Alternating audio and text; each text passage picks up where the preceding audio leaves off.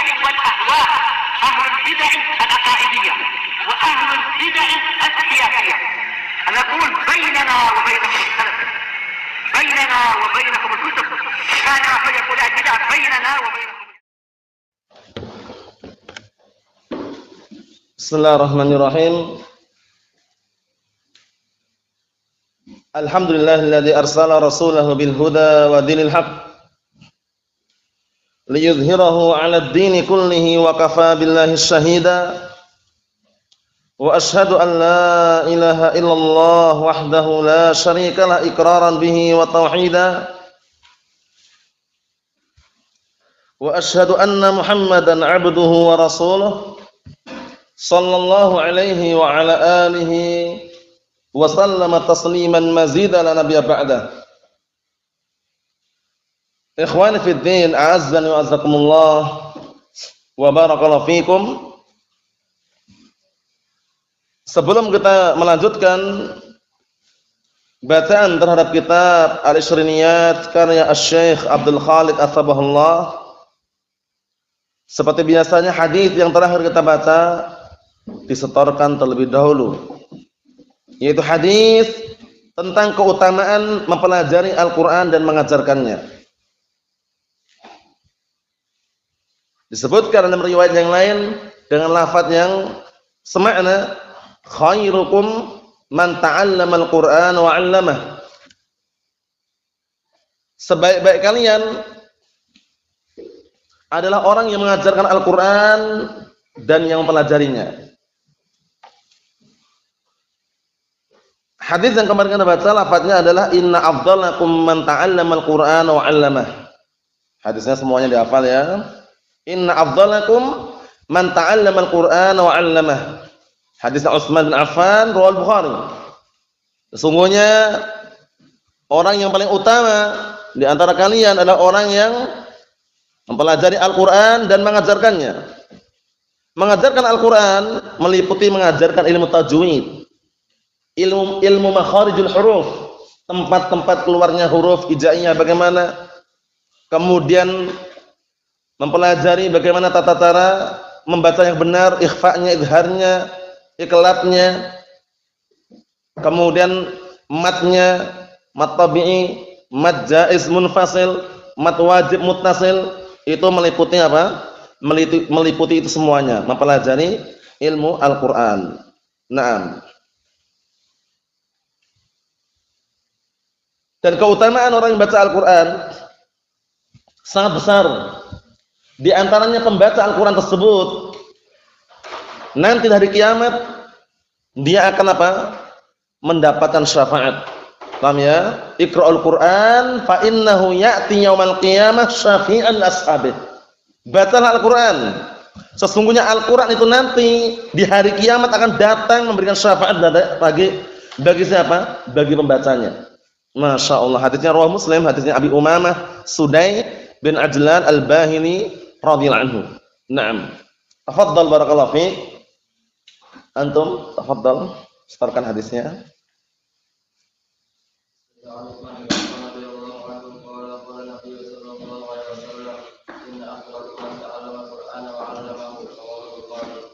Naam, ahsanta barakallahu fiik. Tafadhal.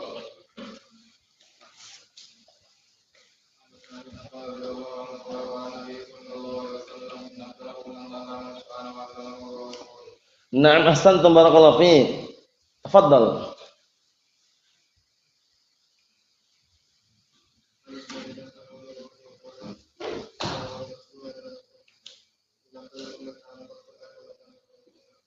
Naam, ahsanta barakallahu fiik. Tafadhal.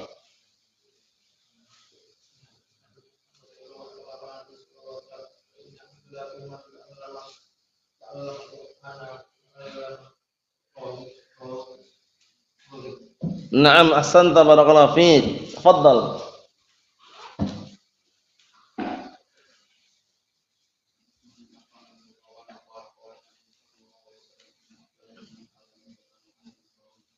Naam, ahsanta barakallahu fiik. Tafadhal.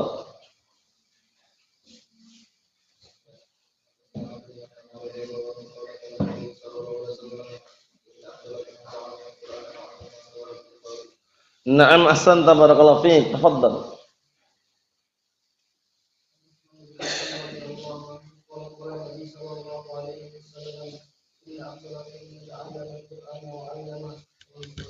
Na'am ahsanta barakallahu fiik. Tafadhal.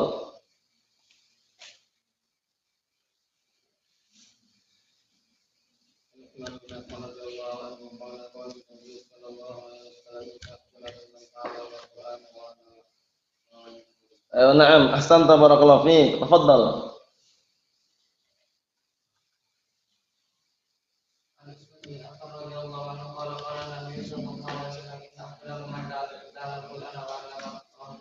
Na'am ahsanta barakallahu fiik. Hafal? Tafadhal.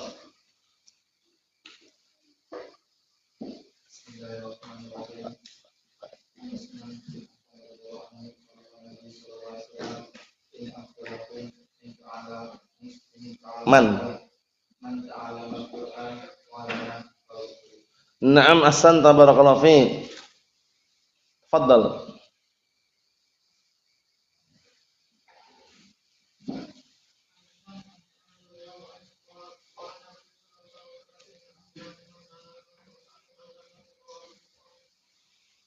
Na'am ahsanta barakallahu fiik. Tafadhal.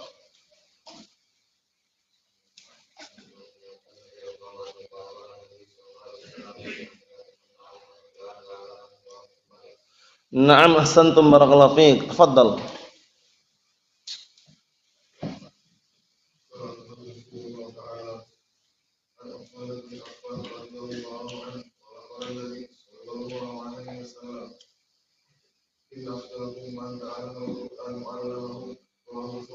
Na'am ahsantum barakallahu fiik. Tafadhal.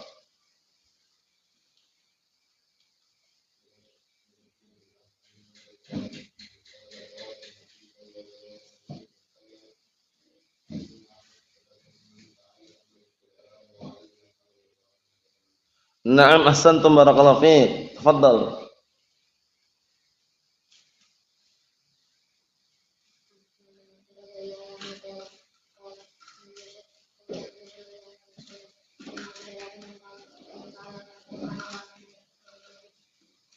Qalu na'am ahsanta barakallahu fiik. Tafadhal.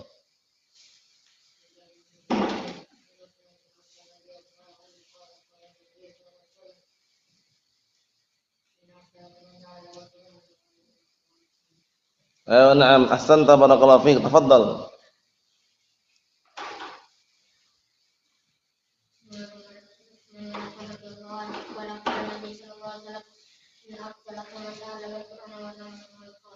Na'am ahsantum barakallahu fiik. Kita lanjutkan.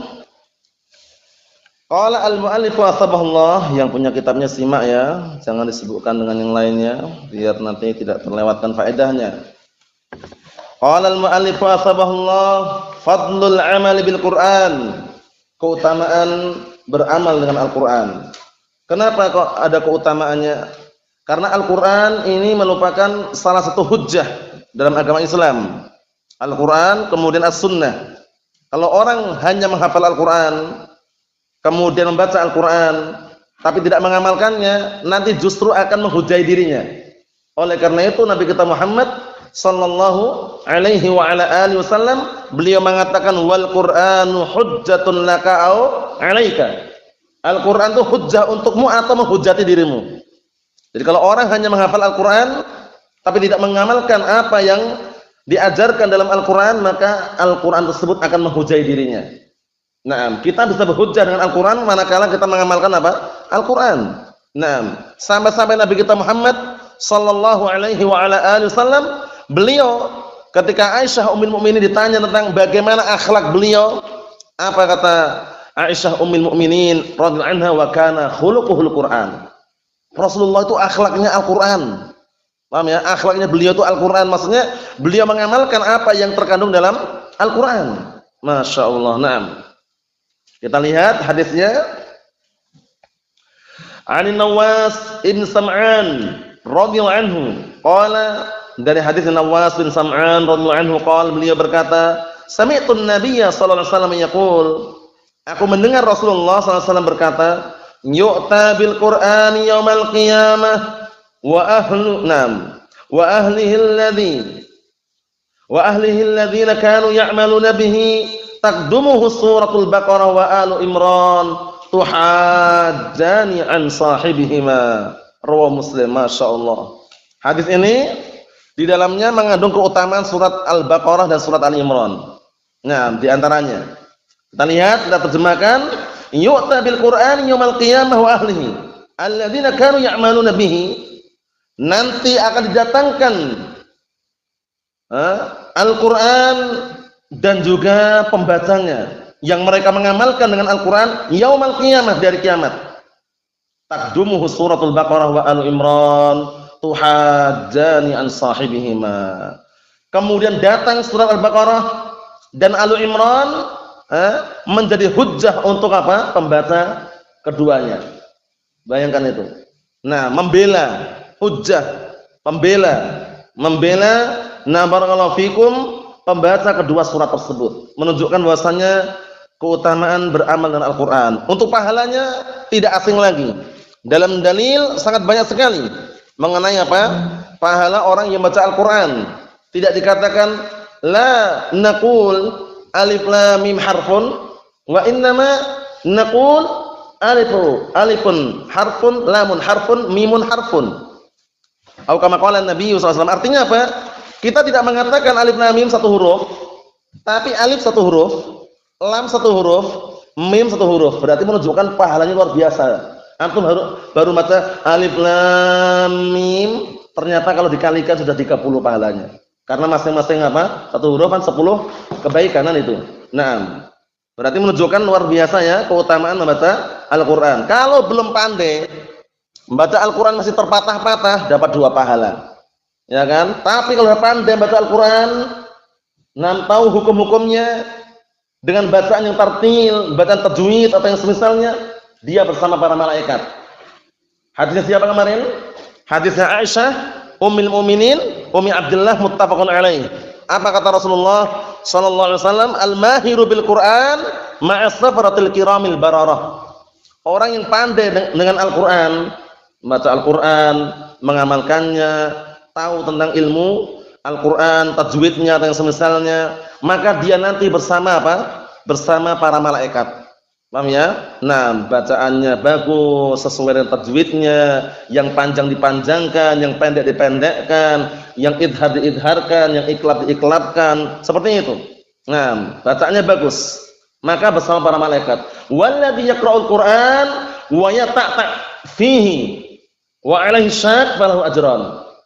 Adapun yang baca Al-Qur'an masih terpatah-patah, ya tak itu terpatah-patah, bacanya belum lancar, baca bismillahirrahmanirrahim masih terulang-ulang bismillahir. Nah, misalkan. Maksudnya dia belum apa? Belum terlalu lancar bacanya. Kemudian dia keberatan dalam membaca, dapat 2 pahala. Masya Allah. Jadi semuanya serba pahala ya. Nah, manakala diniatkan karena mengharapkan wajah Allah Subhanahu wa taala. Itulah Al-Qur'an. Nah, barakallahu fikum, salah satu hujjah dalam agama Islam, bahkan apa? Hujjah yang sangat akurat dan paling tinggi, Al-Qur'an kemudian As-Sunnah. Al-Qur'an kemudian apa? As-Sunnah. Naam. Kita lihat penjelasan bawahnya itu.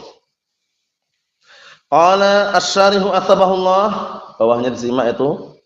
Wa min kalami ba'dis salaf, dan termasuk ucapan sebagian para salaf, yahtiful ilm bil amal fa in ajabah hal wa illa irtahal. Masyaallah. Ini.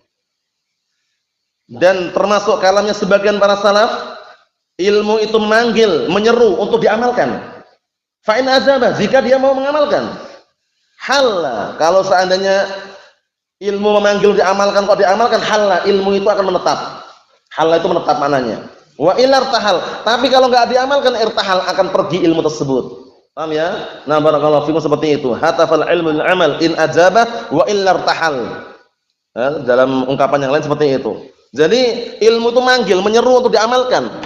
Kalau diamalkan akan menetap ilmu tersebut. Tapi kalau tidak diamalkan, ilmunya apa? Irtahal, akan pergi.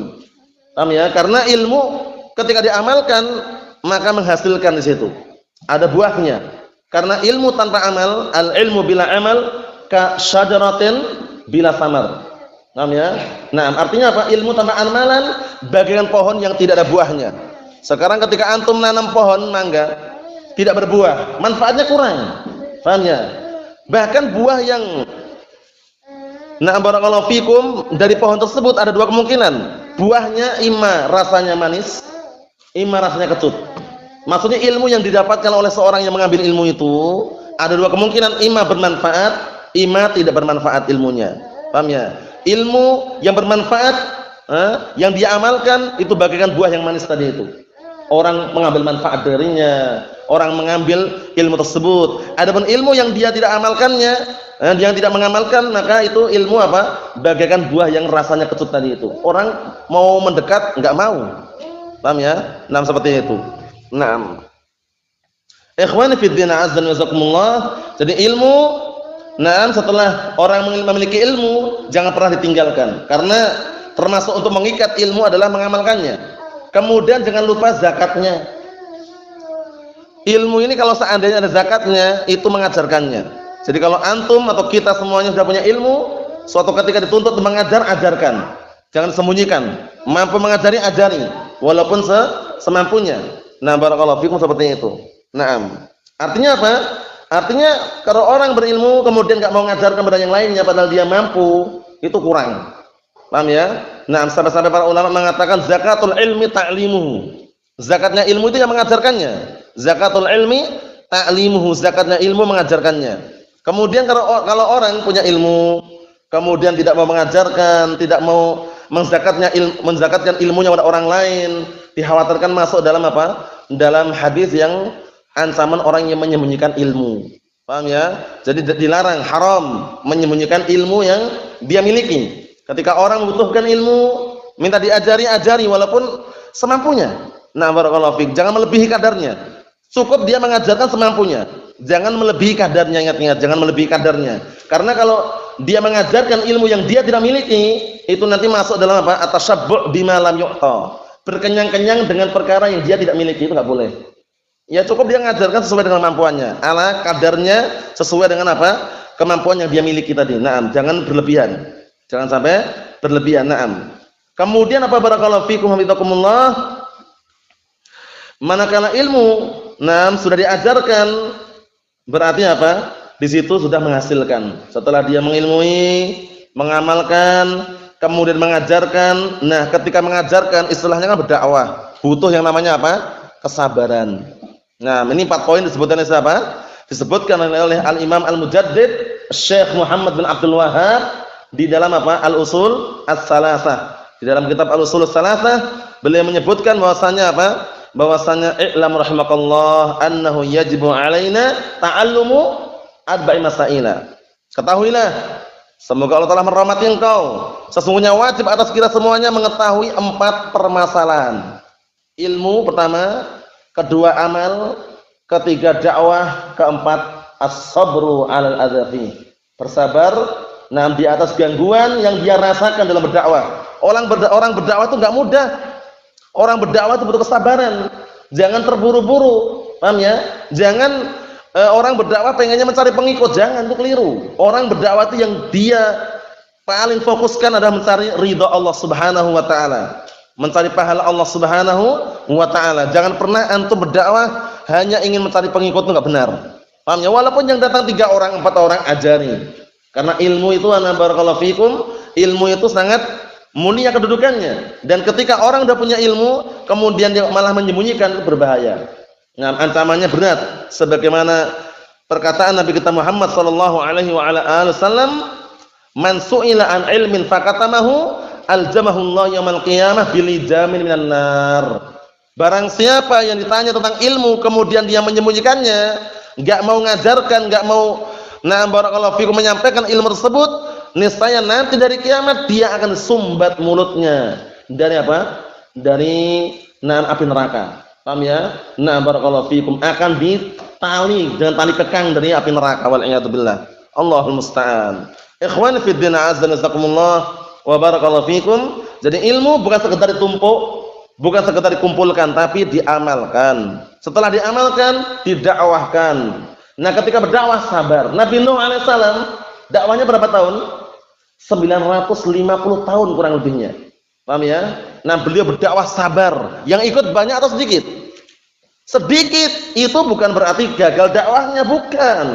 Paham ya?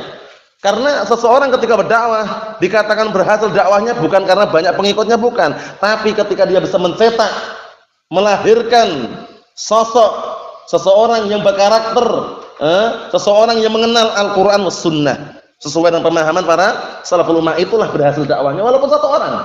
Karena kalau kita lihat ya, kalau kita perhatikan bagaimana sejarah dulu para nabi dan rasul, datang dalam hadis yang sahih, ditampakkan di hadapan Rasulullah SAW ada nabi yang tidak punya pengikut, nabi padahal.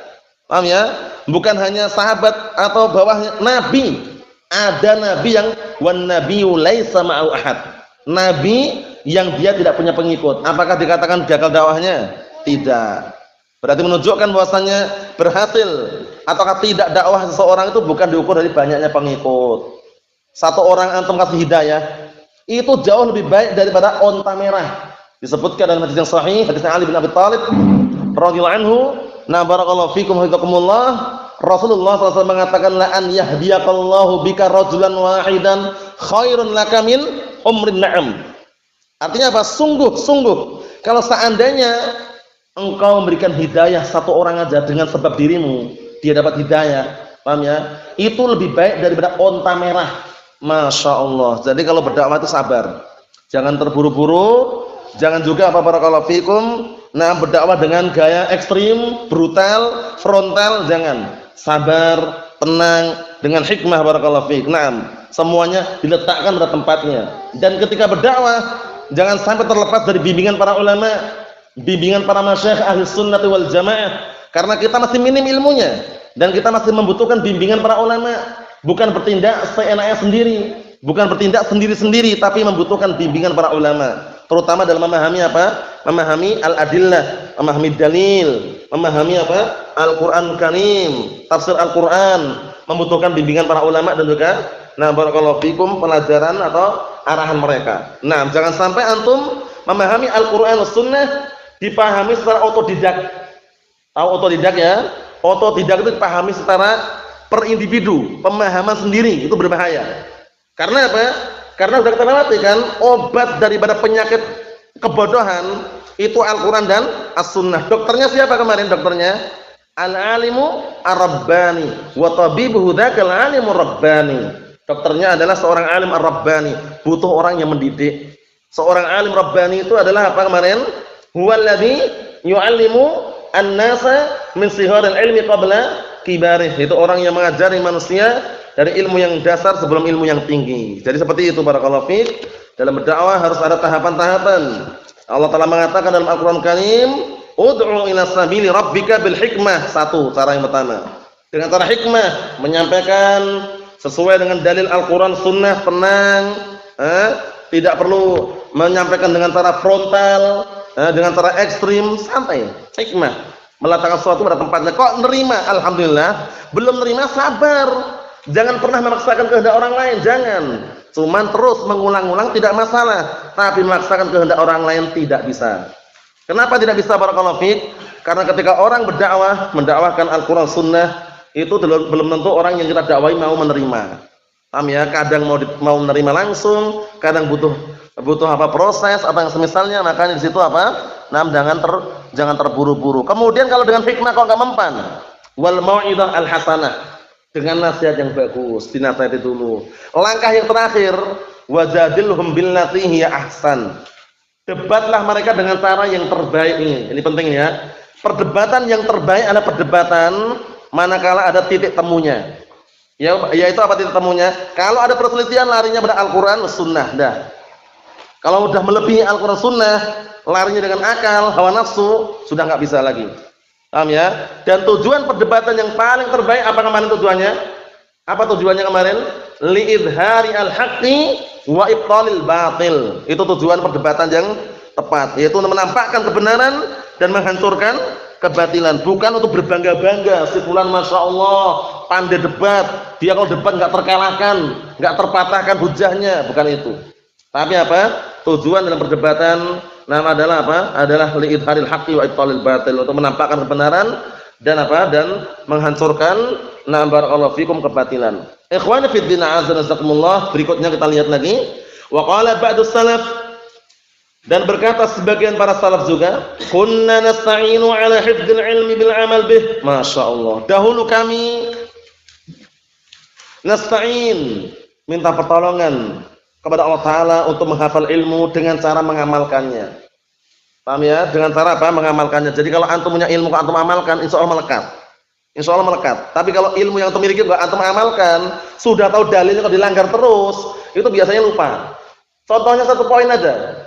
Memakai sarung. Memakai sarung itu kan ilmunya sudah berkali-kali antum dapatkan. Memakai sarung tidak wajib, tapi hukumnya apa? Mustahab alias sunnah. Dalilnya siapa? Dalilnya hadis siapa? Hadisnya Abi Umamah Sudai bin Ajlan Al-Bahili radhiyallahu anhu. Suatu ketika beliau berkata, "Ya Rasulullah, inna ahlal kitab yatasarwalun wa la yatasirun." Ya Rasulullah, sesungguhnya ahlul kitab mereka pakai sirwal tapi enggak pakai sarung. Dengarkan baik-baik ini ya. Mereka pakai sirwal tapi tidak pakai sarung. Akhirnya Rasulullah SAW mengatakan, tasarwalu wa taziru, khalifu ahlal kitab. Pakailah sirwal dan pakailah sarung, selisihilah ahlul kitab. Berarti menunjukkan apa? Itu dalil yang sangat kuat. Memakai sarung hukumnya adalah mustahab atau hukumnya adalah sunnah. Jangan pernah antum tinggalkan ya. Dalam artian apalagi ketika antum tidak berjubah, pakai kaos, pakai koko, pakai gamis, sarung upayakan melekat. Paham ya? Adapun kalau antum berjubah, tidak menampakkan bagian dalamnya atau yang semisalnya, itu masih ada toleransi itu. Tapi memakai sarung itu untuk melatih agar terbiasa mengamalkan sunnah. Jangan seperti orang hizbiyun. Orang-orang hizbiyun itu mulai dari santri sama dai, nyampe ustadznya itu enggak udah biasa. Kaos oblong, pakai apa? Pakai sirwal gaul itu ya. Yang paling bagian bawah ada kolornya itu. Ada kolornya itu. Jadi yang penting enggak isbal katanya. Lari jogging. Ustadznya itu mana? Allah musta'an. Mungkin atau menyaksikan, kalau anak menyaksikan. Di jalan itu ya. Allah musta'an. Nanti kalau pakai jubah dipakai syuhrah katanya. Pakai jubah ini syuhrah. Pakaian yang menyolok dan juga tidak pantas di lingkungan orang awam katanya. Kita katakan enggak benar. Pakaian syuhrah kemarin yang sahih bagaimana? Pakaian yang harganya mahal yang untuk pamer, untuk sombong, pakaian sutra misalkan, itu benar. Ada pun berjubah pakaian syar'i. Biasakan ya ketika di kampung pakai jubah. Takut enggak antum? Enggak usah takut, ngapain takut? Pakai jubah bismillah. Pakai sorban pun bismillah. Jangan malu-malu, anak enggak enak Ustaz di kampung pakai sorban. Pakai jubah ngapain? Enggak enak. Mau ibadah kok. Kita niatkan ibadah kan? Nah, jangan memakai pakaian syar'i ketika di pondok saja. Ketika pulang dibuang petinya, rambutnya gaul. Langsung dilepas sirwalnya, pakai celana tipis itu ya, jogging misalkan. Setelah ketemu kaget misalnya, Allah musta'an. Jangan sampai ada seperti itu ya. Allah musta'an, dikondisikan. Jadi berpakaian syar'i itu dimanapun anda berada, di pondok, di luar pondok, di rumah, di lingkungan masyarakat, pakaian syar'i. Tampakkan antum tuh beda dengan mereka itu loh. Paham itu ya? Itu penting itu, berpakaian syar'i. Karena mereka sudah berpakaian, antum tahu sendiri bagaimana pakaian mereka. Nah, ini sekedar apa? Sekedar selingan. Kalau punya ilmu diamalkan. Sedikit apapun amalkan ilmu tersebut. Fatarkul amali bil ilmi min aqwal asbab fi dhahabihi wa nisyanih. Perhatikan itu. Maka meninggalkan amalan terhadap ilmu itu merupakan sebab yang paling kuat untuk hilangnya ilmu dan lupa. Paham ya? Hilangnya ilmu dan lupa ilmu tersebut. Paham ya? Sebab yang paling kuat apa?